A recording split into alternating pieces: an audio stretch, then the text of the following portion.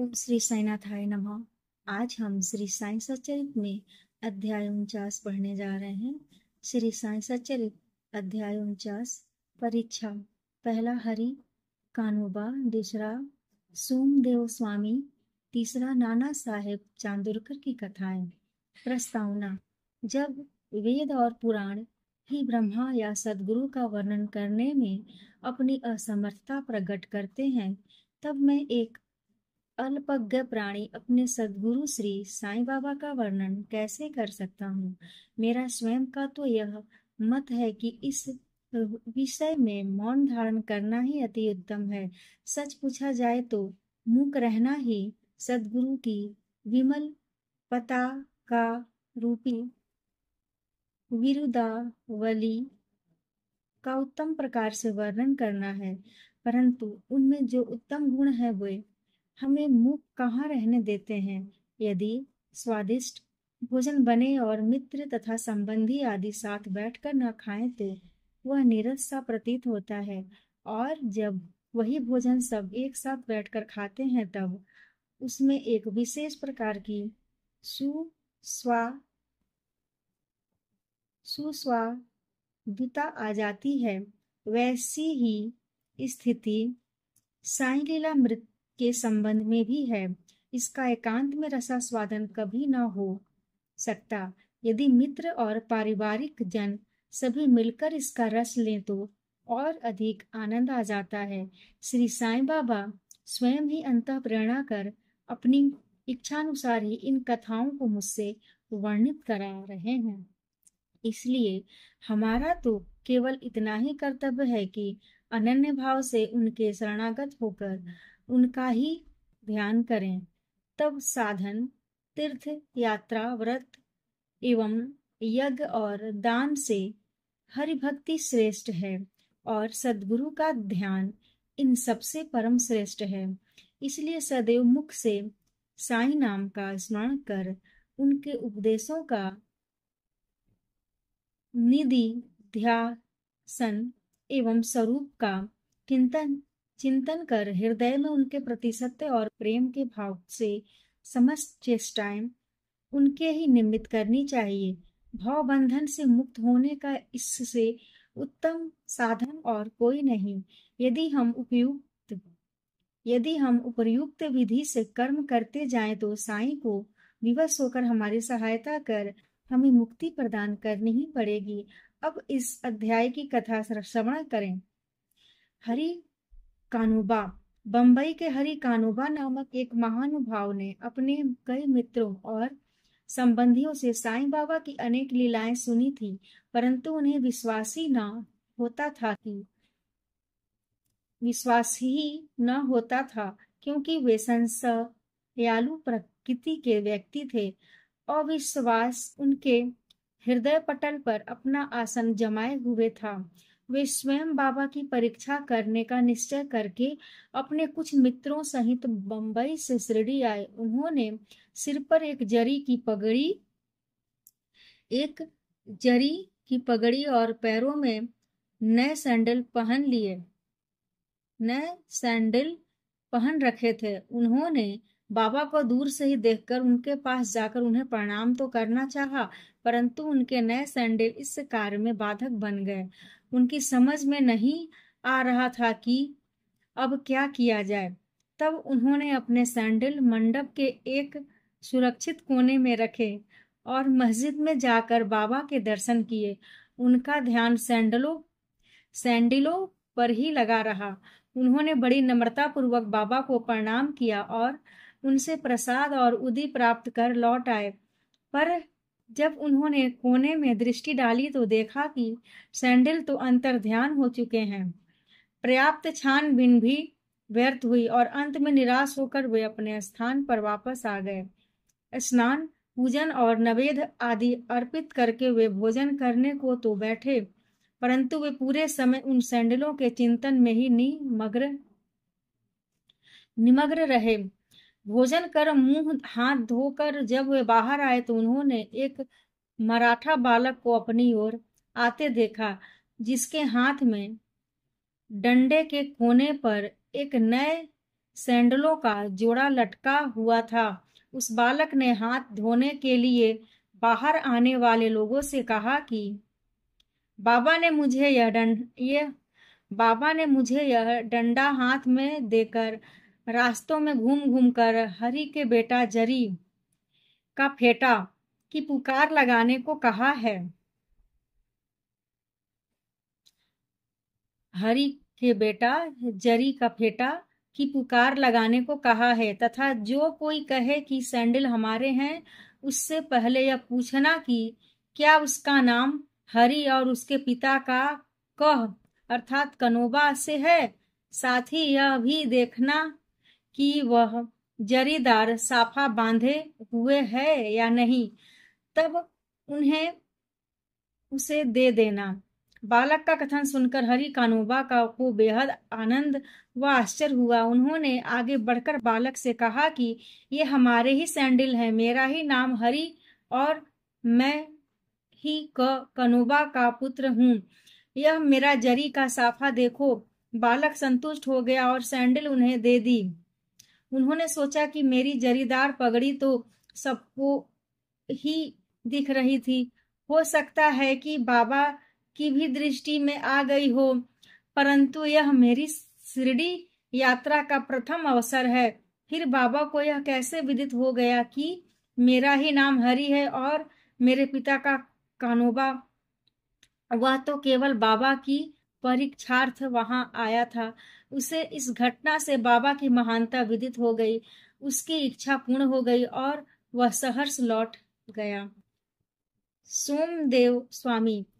अब एक दूसरे संसालु व्यक्ति की कथा सुनिए जो बाबा की परीक्षा करने आया था। काका साहेब दीक्षित के भ्राता श्री भाई जी नागपुर में रहते थे। जब वे सन 1906 में हिमालय गए थे, तब उनका गंगोत्री घाटी के नीचे हरिद्वार के समीप उत्तरकाशी में एक सोमदेव स्वामी से परिचय हो गया। दोनों ने एक दूसरे के पते लिख लिए। 5 वर्ष पश्चात सोमदेव स्वामी नागपुर में आए और भाई जी के यहाँ ठहरे। वहां श्री साईं बाबा की कीर्ति सुनकर उन्हें बड़ी प्रसन्नता हुई तथा शिरडी जाकर बाबा के दर्शन करने की तीव्र उत्कंठा हुई। मनमाड़ और कोपर गांव निकल जाने पर वे एक तांगे में बैठकर शिरडी को चल पड़े। शिरडी के समीप पहुंचने पर उन्होंने दूर से ही मस्जिद पर दो ध्वज लहराते देख सामान्यतः देखने में आता है कि भिन्न भिन्न संतों का बर्ताव, रहन सहन और वह सामग्रियां प्राय भिन्न प्रकार की रहा करती हैं, परंतु केवल इन से ही संतों की योग्यता का आकलन कर लेना बड़ी भूल है। सोमदेव स्वामी कुछ भिन्न प्रकृति के थे। उन्होंने जैसे ही ध्वजों को लहराते देखा तो वे सोचने लगे कि बाबा संत होकर इन ध्वजों में इतनी दिलचस्पी क्यों रखते हैं? क्या इससे उनका संतपन प्रकट होता है? ऐसा प्रतीत होता है कि यह संत अपनी कीर्ति का इच्छुक है। अतएव उन्होंने शिरडी जाने का विचार त्याग कर अपने सहयात्रियों से कहा कि मैं तो वापस लौटना चाहता हूँ। तब वे लोग कहने लगे कि फिर व्यर्थी इतनी दूर क्यों आए? अभी केवल ध्वजों को देखकर तुम इतने उद्विग्न हो उठे, तो जब शिरडी में रथ, पालकी, घोड़ा और अन्य सामग्रियां देखोगे, तब तुम्हारी क्या दशा होगी? स्वामी को अब और भी अधिक घबराहट होने लगी और उसने कहा कि मैंने अनेक साधु संतों के दर्शन किए हैं, परंतु यह संत कोई निराला ही है जो इस प्रकार ऐश्वर्य की वस्तुएं संग्रह कर रहा है। ऐसे साधु के दर्शन न करना ही उत्तम है। ऐसा कहकर वे वापस लौटने लगे। तीर्थयात्रियों ने प्रतिरोध करते हुए उन्हें आगे बढ़ने की सलाह दी और समझाया कि तुम यह संकुचित मनोवृत्ति छोड़ दो। मस्जिद में जो संत हैं वे इन ध्वजाओं और अन्य सामग्रियों या अपनी कीर्ति का स्वप्न में भी सोच विचार नहीं करते। वे सब तो उनके भक्तगण प्रेम और भक्ति के कारण ही उनको भेंट किया करते हैं। अंत में वे शिरडी जाकर बाबा के दर्शन करने को तैयार हो गए। मस्जिद के मंडप में पहुंचकर पहुंचकर तो वे द्रवित हो गए। उनकी आंखों से अश्रुधारा बहने लगी और कंठ रुंध गया। अब उनके सब दूषित विचार हवा हो गए और उन्हें अपने गुरु के शब्दों की स्मृति हो आई कि मन जहाँ अति प्रसन्न और आकर्षित हो जाए, उसी स्थान को ही अपना विश्राम धाम समझना। वे बाबा के चरण रज में लौटना चाहते थे, परंतु जब वे उनके समीप गए तो बाबा एकदम क्रोधित होकर जोर जोर से चिल्लाकर कहने लगे कि हमारा सामान हमारे ही साथ रहने दो, तुम अपने वापस लौट जाओ।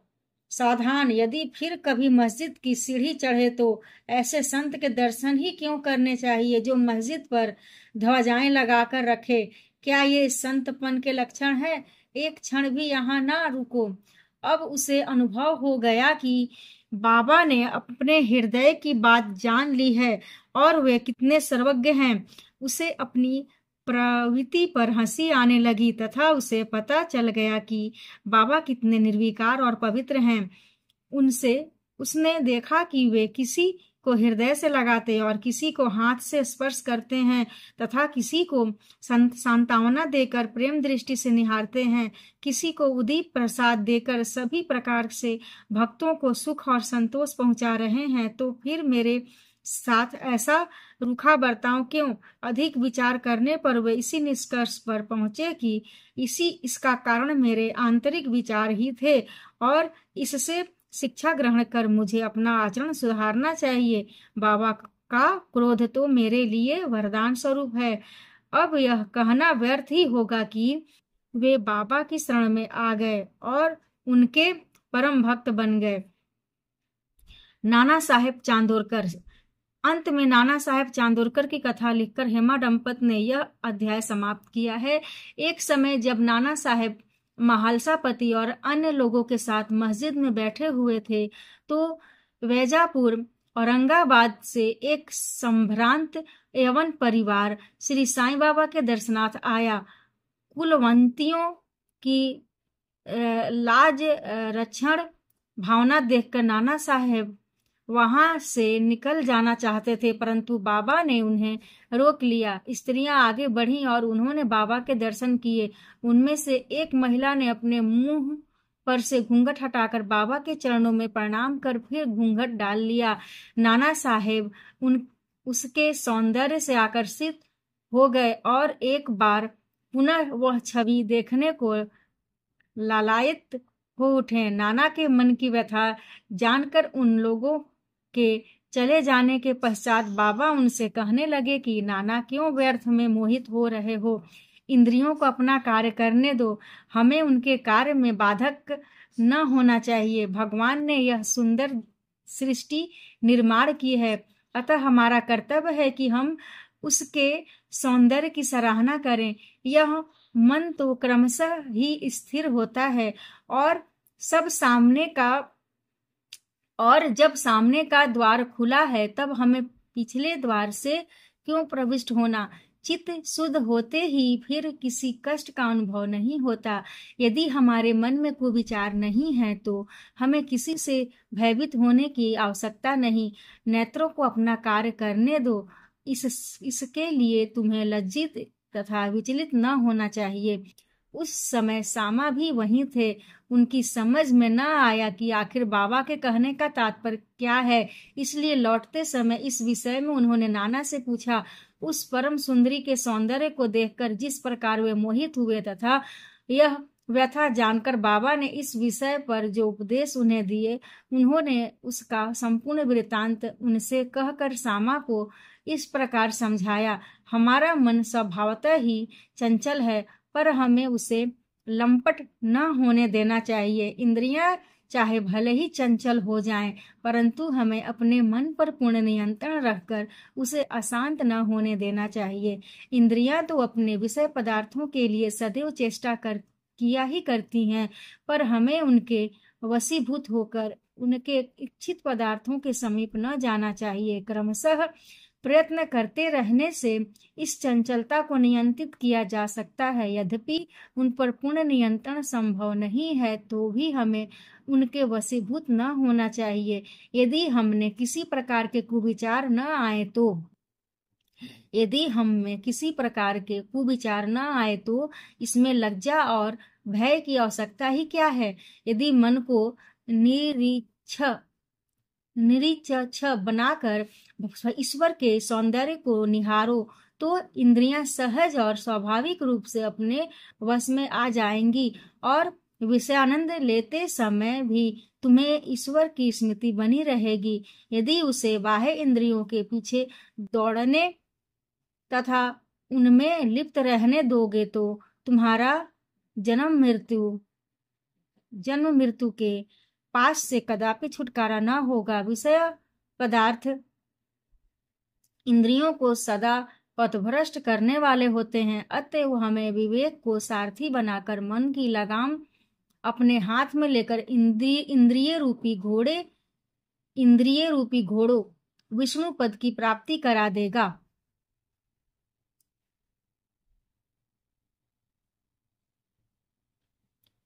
जो हमारा यथार्थ में परम सतधाम है और जहाँ गया हुआ प्राणी फिर कभी यहाँ नहीं लौटता। श्री सद्गुरु साईनाथ अर्पणमस्तु। शुभम भवतु। ओम साई राम।